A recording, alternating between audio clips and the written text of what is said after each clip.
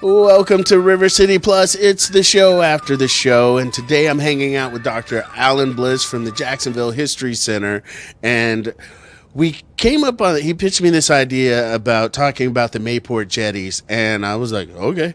I mean, history, let's go. I'm a history buff. Had no idea how integral those jetties have played a role in Jacksonville's history and making our city what it is today. So we did a little bit on the show, but I'm going to have you give me just a short version of what the jetties are, and then we can get into the historical aspect. Also, we only have 12 minutes. All right. Rance knows I can go on. Hey, Rance, thanks a lot for the chance to talk about this really sort of invisible but important Jacksonville story.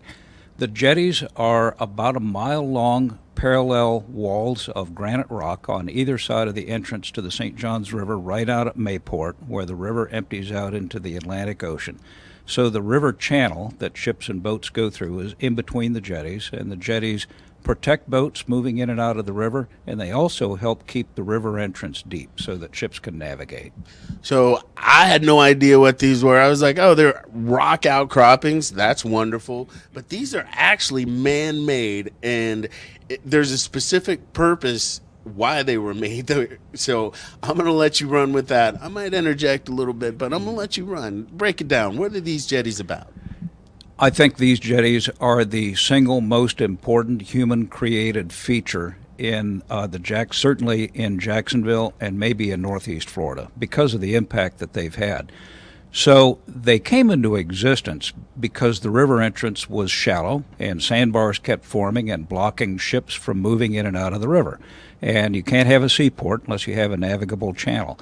This is one of the arguments that the founders of Jacksonville made when they asked for Jacksonville to be established as a customs port of entry. They said, this is a great seaport. It's on the river. It's on the ocean. What could go wrong? Well, what could go wrong is the river entrance was too shallow. Beginning in the 1850s, a guy named Dr. Abel Baldwin, the namesake of our town of Baldwin on the far west side, started asking Congress to appropriate money to deepen the river. That didn't go anywhere during the Civil War years. But beginning in the 1870s, the civic leaderships finally started to make greater progress. A guy named James Eads from St. Louis had created, first of all, namesake of the Eads Bridge across the Mississippi, a great engineering feat. He solved the problem of the Mississippi River entrance, which was too shallow for the Port of New Orleans to operate, and he did it with a series of timbers. The civic leadership of Jacksonville brought him to Jacksonville. He saw the river entrance and came up with a different but similar solution, which was to build rock jetties.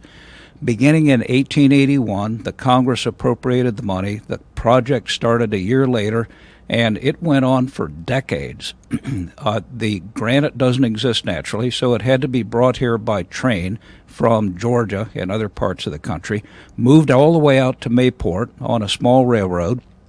That's why you still see the remnants of the railroad and a steam locomotive at the beach's History Center and Museum out on Jacksonville Beach. When the freight cars got to Mayport, each granite block was swung over on a boom, placed on a barge, and moved out to the river entrance, and then literally manhandled into place along either side of the channel. You can imagine the amount of labor that went into this. For sure. What happened as a result is that the water current from the river emptying into the ocean and the incoming tide was channelized between the jetties, and that increased the velocity of the current, and that increased the effect of a high-speed current to churn and scour out the river bottom. So it had the effect of naturally deepening the channel and deepening the river entrance. It made it reliable enough for steamships to come and go from Jacksonville on a regular, predictable schedule. They still need pilots, as they did before the jetties, but that's just because ships are so much larger now. And honestly, it's also partly because the currents are so much stronger. The jetties changed the hydrodynamic behavior of the whole lower river, even reaching up as far as downtown. By increasing the amount of the water flow, it deepened the river at critical points all up and down the river. What used to be a river right at downtown Jacksonville. Before the jetties were built, the river depth there, according to old charts, was about 16 to 20 feet. Now you find 70 feet of river depth in the downtown stretch right next to the Main Street Bridge. And that's because of the natural churn Yeah. evolution. Yeah, that was never dredged out. That was all naturally occurring. Isn't that an amazing set of results? My mind is blown because I'm just trying to wrap my mind around it in today's time. But for them to come up with this idea in the 1800s and implement it in the way they did, and to keep at it for decades to make sure that it was finally completed, is it still kind of a work in progress, or? The jetties appear to have done everything that they could do, and so there's no project ongoing to extend them any further. But deepening the channel with dredging still is occasionally necessary, just because ships have gotten so big. So now we're trying to maintain a ship channel depth of about 47 feet. That's important for the Navy ships that operate in and out of Naval Station Mayport, and it's super important for the big cargo ships, especially the really big container ships that come and go from the Blunt Island Marine Terminal that's operated by Jacksport. But Rance, one of the things that I think is intriguing about this is that most of this is invisible to most of the people of Jacksonville. If you're not a fisherman, a sailor, a member of the U.S. Navy or the Coast Guard or something like that, you don't see any of this. But really, Jacksonville would not be the place that it is. It would not have the economy that it does. So many things would be different about this place if it wasn't for the jetties. This city in the 21st century would, instead of being what we see now, a city of 1 million people and the largest city in population and size in Florida, it would probably be a lot more something like Palatka. I gotta let that go. But yeah, that's amazing to me. And again, like, I'm not a water baby. I landlocked, and I've definitely grown to love the water and ocean since I've been out here. But to think of what Jacksonville would not have been, I just can't wrap my mind around it. Because you bring these interesting nuggets, and every time it's something that just totally blows my mind. Like, we had that conversation about women and their impact in history in Jacksonville a few months ago, and then talking about this. Like, again, when you brought the idea, I'm like, all right, so I again thought it was something naturally made, but to know how much it affected our economy and the growth of the city, I mean, these are just some things we probably take way for granted. And we were having a conversation with Mark Collins afterwards, and he brought up the conversation about where the Cowford crossing was. That probably wouldn't be around, or that was before the jetties, right? That's right. So the comment was about the fact that the place that we now call Jacksonville used to be known informally as a place called Cowford, or the Cowford, depending on which record you look at. And it's because cattle drivers moved their cattle back and forth across the St. Johns River, right about at the point where the downtown channel narrows, the downtown river. We think right around the foot of Liberty Street or so. They could do that a lot more easily in the early to mid-19th century before the construction of the jetties, because the river there was wider and shallower, which meant that there was nowhere near the speed, the velocity of the current flow there, and there was nowhere near the depth that we see there today. The oldest chart that I've been able to locate shows the water depth around the Main Street Bridge to be somewhere around 16 to 20 feet. And now you can see depths. I've seen it on my own boat, Fathom. You can see 70 feet of water depth there. That was never dredged out. That's the result of the construction of the jetties and the vastly increased water flow in and out of the river. So yeah, we're not swimming cattle across the river downtown anymore. Cows can swim, by the way, not forever, but they can swim. Yeah. So, did the original cattle drivers swim their cattle across the river, or did they float them across on log rafts? We really don't have any really hard evidence of that either way, but it clearly was the site of a cattle crossing.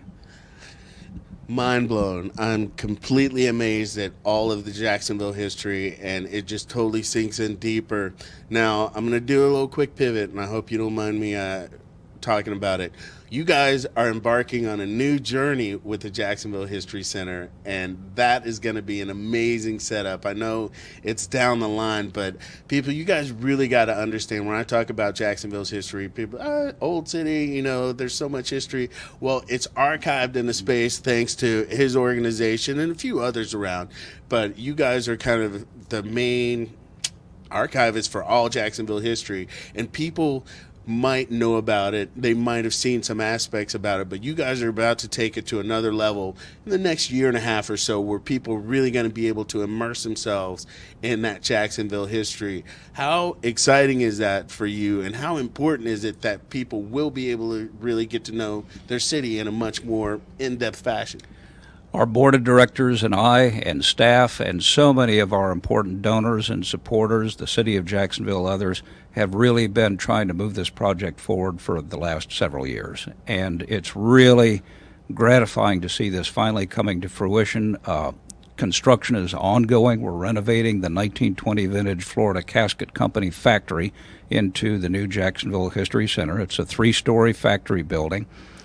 Brick construction, timber floors. We're not changing that, but we are bringing it into the 21st century, making it a smart building that's programmed for a lot of different uses. And Rance, it is really exciting. It's really satisfying. It's a tremendous amount of effort and the result of a tremendous amount of enthusiasm and support. But, you know, Jacksonville has more history. You've heard me say this before. Jacksonville has more history in its little finger than any other place in Florida. I say that with due respect to our neighbors to the south in St. Augustine and to the north in Fernandina. But, man, so many things that are consequential and so many influential people have occupied this space in Jacksonville that you and I now occupy, right? So this city is the legacy of a lot of influential events and people of the past. And understanding that makes us aware that this city is our responsibility now, and it makes us mindful of the future. That's why I say, you know, history is not just looking back over your shoulder at the past. It's about thinking about the future and appreciating and understanding our role in the present. So you guys stay tuned. We're going to be talking to Dr. Bliss throughout the year, and once we get closer to that other little aspect of things with the renovations, we'll be following up on that. But thank you for all that information on the Jetties, and I hope you at home take it in and, you know, really gain a greater appreciation for Jacksonville. I mean, I do almost every day. So if you guys want to find out more, connect with Dr. Bliss and his team, you can always go to jackshistory.org. But the Jacksonville History Center is going to be epic. Be on the lookout. Tomorrow, you know the drill. We'll be here for more River City Plus, 9:30, River City Live. Take it easy. Thanks, Rance.